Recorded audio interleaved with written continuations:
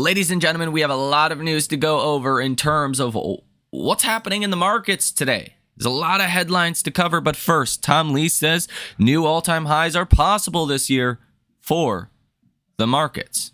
Take a listen. Getting set for this week's Fed decision. Joining us now, Tom Lee, Fundstrat Global Advisors, head of research. And a lot of, again, Tom, I don't know how you would characterize initially your take. Maybe a little bit early on the stabilization, but then you really pretty much nailed it a couple of weeks ago, and that was the low. You said 5,500 near term on the S&P. We got to that easily. Can you summarize what you've seen the past couple of weeks and what you think happened? I guess the peak tariff angst was hit when you said it was hit, and it couldn't it come back still though? Joe, I do think tariff fears can come back, but the stock market and I think the macro is in a better place today than it was on April 7th. One is I think that the tariff expectations, even if we don't know what they end up looking like, are really much better than what we saw on April 2nd. The second is that the markets that lead stocks, such as credit and the VIX and high yield, are in a much better place. High yield has recovered almost all the widening that happened since April 7th, and the VIX is uninverting the term structure, which basically means the market for volatility is calming down. And then I think when we look at 2026, I think there is stuff to have some confidence about because the economy is holding up better at the moment, and next year we can look forward to deregulation. I think the comparisons for earnings will be much better for next year. And then, of course, if we get some tariff policies that lead to exports, we have upside to earnings growth. So all in all, I think it makes sense that the markets have recovered to this point. But, the bar for recovering to all-time highs is, of course, higher. But I do think the risk-reward is actually still positive here. Yeah, I was thinking that, too, that you're probably thankful and gratified that we're back to where we are, but just seems like there's some backing and filling that's going to be happening before we break out to new all-time highs. Do you think with the tariff regime as it is, some of the comments made by President Trump over the weekend that why would, if these are temporary, why would anyone build a plant here? So that some of them might be permanent. I still think it's negotiating. I'm still not sure I take that at face value. But if it's a permanent regime of tariffs, you still think we get to new highs in 2025 or by 2026? Yes, I think new highs are possible this year. I mean, one reason is, companies have proven themselves to manage through shocks, and I don't think investors give them enough credit. That happened with COVID. Companies survived. Companies survived a bullwhip effect on the economy. They survived a surge in inflation. They survived the Fed hiking at the fastest rate ever. So I think this tariff shock, while it is shocking, I think earnings will probably outperform expectations. I mean, that'd be one thing. And then I think the things that were leading us down, whether it's Tesla or the Mag 7 or Bitcoin, they've begun to recover. In fact, as you know, Bitcoin's above its April 2nd level. So Bitcoin, I think, is telling us the S&P should recover towards the 5,800 level in the near term, and that's still upside from here. Yeah, that was another one of your calls that it would catch up with gold, and it's lagged in the past. What about some of your good calls or accurate calls, Tom, have been based on inflation, and it's a real sort of a push and pull between what we're worried about with tariffs, which would theoretically restart inflation, even if I don't know if restart's the right word. Maybe there is some still left in the pipeline.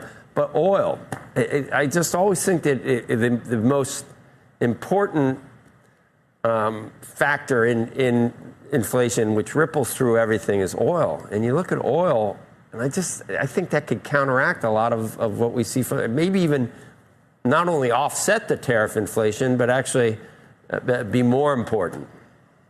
So what's the Fed do? Well, I agree with you, Joe. I mean, the two leading indicators for inflation should be, like you said, commodities and oil is telling us inflation is weaker. And the labor market, the JOLTS data shows the job market's not that strong, so there's not really a wage pushing inflation. And I think the inflation data recently shows inflation is tracking lower than expected. The Fed has been on hold, and they're saying they're waiting for tariffs. But what's interesting is the ECB has been cutting rates, even though there's tariffs, inflation hitting Europe, or soon to hit Europe. The reason is ECB's inflation measure, the HICP, exclude shelter. If the Fed excluded shelter from its core inflation calculation, it's lower than Europe now, and yet Fed funds is over 225 basis points tighter than Europe. So I can actually sympathize with the argument the Fed should be cutting now, even if we don't know the effects of the tariffs. Yeah, I can too, but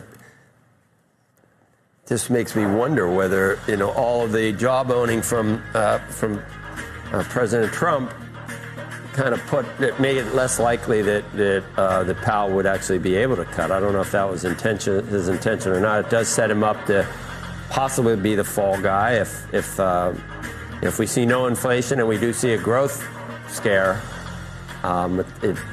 Maybe there's I don't know when there's a method to the madness and when it's just something else, Tom. It's who knows, right? Who am I to say? But exactly. Iran says a deal with the U.S. is achievable if the aim is to prevent nuclear arms. That sounds pretty good. Prevent a war? Yeah, you'd think that would be positive. Now, Apollo now puts the probability of a tariff-driven recession now at 90%. And here's the deal.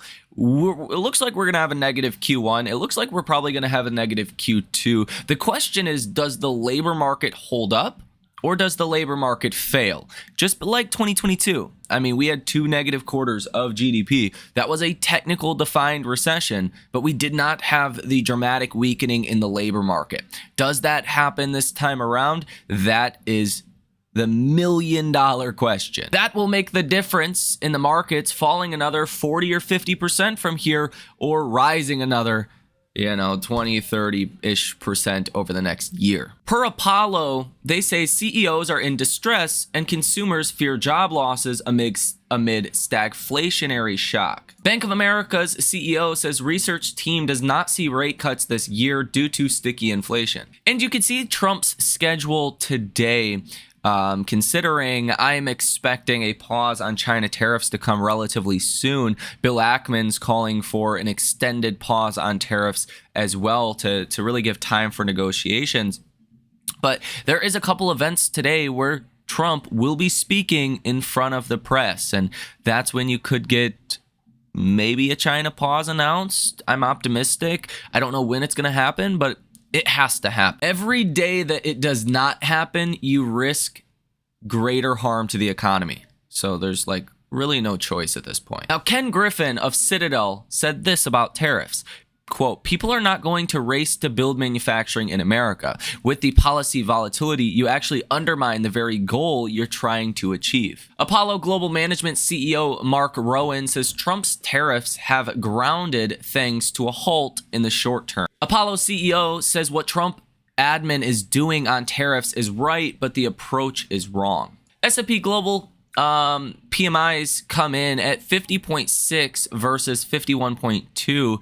April final services PMIs come in at 50.8 versus 51.4. S&P Global Chief Business Economist Williamson says, while tariff announcements mean manufacturing dominates the news, a worrying backstory is developing in the vastly larger services economy, where business activity and hiring have come closer to stalling in April amid plunging business confidence. Now, U.S. ISM services PMIs actually beat the forecast, coming in at 51.6. And here, if you give me just a moment, we will look at all of these subcomponents that are equally as important as the headline. So headline beat, business activity came in at 53.7. The estimate was 52.9. So that beat. Employment came in at 49. The estimate was 47. So that beat. New orders came in at 52.3 versus 49.2. So that beat. Prices, though, the inflationary component came in at 65.1 versus estimates of 61.2. So that's where you have a little bit of bad news today from the economic data. Prices, or the inflation component, did surge. Now, keep in mind, ISM PMIs. PMI stands for Purchasing Manager Index. Okay, so high-level officials, if you will, in the services sector are telling you, hey, this is our expectation for business activity, for employment, for new orders, for prices and or inflationary, inputs. It's not hard data. It's just markets look at this as leading indicators. So take that for what it is. Bill Ackman says the next step on tariffs should be a 180-day pause. Mexico's President Sheinbaum says, I have had good communication with Trump. We've reached deals. And big news today, India offers 0 for 0 tariffs on auto parts and steel from the U.S. U.S. Treasury Secretary Scott Bessent says Trump's tax legislation will prevent Main Street tax hike by making small business deductions permanent. U.S. Treasury Secretary Bessent says Trump tax legislation to restore 100% expensing for equipment, expand full expensing to factory construction, provide tax credits and deductions for research and innovation. Okay, let me just be honest with you guys. This is great. This is great for the economy, okay? Basically, you want to buy a tractor, you buy a tractor. Now you deduct that from your income, boom. Theoretically, you may not have to pay taxes, right? Great. You're gonna, that's awesome. But unfortunately, tariffs are such a larger piece of the pie here. It's such a larger potential influencer that until you get the trade war figured out, nobody's gonna give a rat's ass about the tax bill, okay? Tariffs are essentially a tax, and they have skyrocketed recently. U.S. Treasury Secretary Bessent says U.S. markets are anti-fragile over a long-term horizon. It's never a bad time to invest in America. Bessent says Trump's tariffs, tax cuts, and deregulation agendas are interlocking parts to drive long-term investment to the U.S. economy. To me, this just sounds like a big gamble, to be honest. Like, we're going to do these things and hope they work, especially with tariffs. Being reported by the Washington AP, the Trump administration says it will pay immigrants in the United States illegally $1,000 to go home. Barclays says a U.S. recession is increasingly likely, so it is underweight risk assets per CNBC. Now, again, at the time of recording this video, Tesla stock is down about 3.5% today, trading at about $277, give or take. I think the only catalyst markets are really waiting for at this point is a pause on China tariffs, and I think that is going to come at any moment, and that is the big catalyst. If that happens this week, Tesla stock's going to soar. Now, we also have some other events this week as well. We do have a bunch in store as far as earnings are concerned.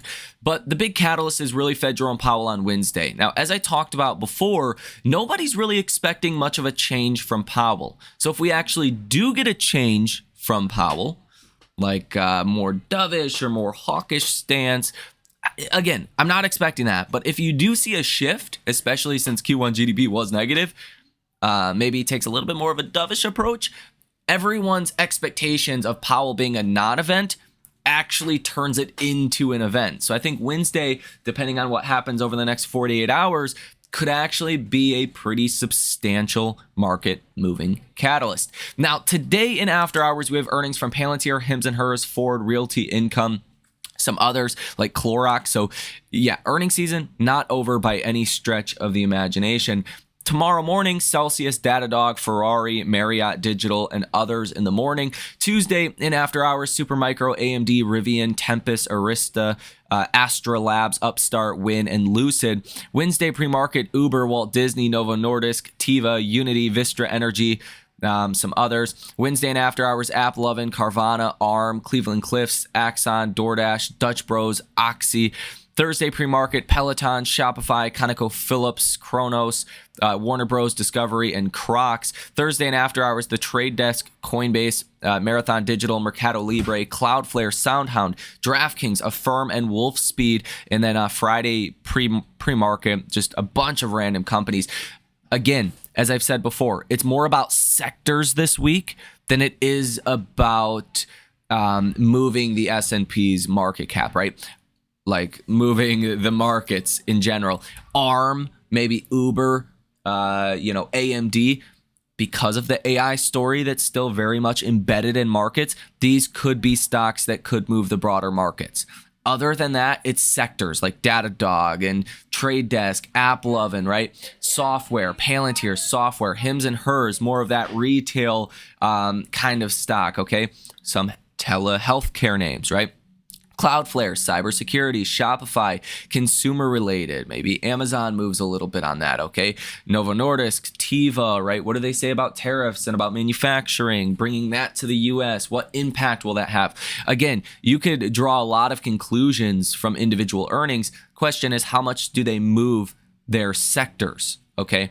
That's really the story of this week as far as earnings. The percent of stocks trading above their 50-day moving average today at about 50%. So you're back to kind of a normal range. All things considered, you're not on the high side. You start to get at like on the high side above 65, 70, 75%. Then you're in the upper like quartiles of where markets normally are in a bull market. The CNN Fear and Greed Index today is coming in at 58, so you're definitely seeing a big jump from Friday's close, which is weird, again, because markets are red. A lot of stocks are not doing well. CNN Fear and Greed Index coming in at 58 today. On Friday, it was at 42. So, like, that's a 16-point jump. That, to me, doesn't make a whole lot of sense. But again, market momentum and extreme fear, stock price strength, fear, stock price breadth, extreme greed, put and call options, fear, market volatility is neutral, safe haven demand and extreme greed, and junk bond demand and extreme greed. So it's some of these weird offsetting components that are moving up the CNN Fear and Greed Index, whereas market momentum actually still in extreme fear. Positioning in markets is still extremely fearful. People are not rushing out and buying this market. Last Thursday, April 30th, we actually had the second lowest reading for bullish investors. The second highest reading for bearish investors, okay? I think this was the lowest for bullish investors throughout this entire crash or correction so far. Like, people do not feel good. They're not positioning into strength in this market. Hedge funds and institutions are actually reducing exposure because of the recession risk, okay? And that recession risk being with us is an issue, okay? That's why getting a pause on China tariffs is so critical, because after that pause, a lot of that recession risk goes away, and then inevitably we can kind of get back to looking at the positives of what the Trump administration could bring. That is deregulation, that is lower taxes, okay? Things like this. So let me know what you guys think about all of this down below in the comment section. Ladies and gentlemen, have a fantastic rest of your day, and I will see you in the next one.